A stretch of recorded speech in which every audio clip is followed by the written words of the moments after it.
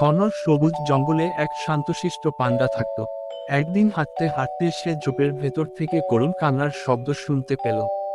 কাছে গিয়ে দেখল ছোট্ট এক খরগোশ আহত হয়ে কাঁপছে। পান্ডা তাকে আলতো করে তুলল, নিজের গুহায় নিয়ে গেল আর গাছের পাতাতুলো দিয়ে ওষুধ লাগিয়ে দিল। প্রথমে খরগোশ পান্ডাকে ভয় পেলেও ধীরে ধীরে বুঝল সে খুবই দয়ালু। দিনের মধ্যে খরগোশ পুরোপুরি সুস্থ হলো।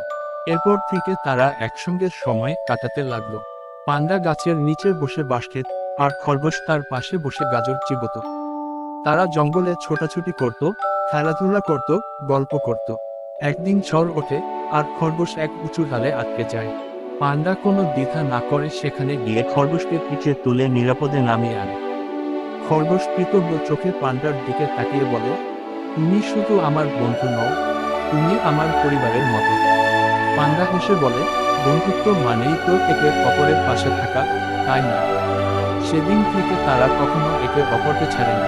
তাদের বন্ধুত্বের গল্প পুরো জঙ্গলে ছড়িয়ে পড়ে আর সবাই বুঝতে পারে সত্যিকার বন্ধুত্ব আকার বা পার্থক্য দেখে গড়ে ওঠে না, বরং ভালোবাসা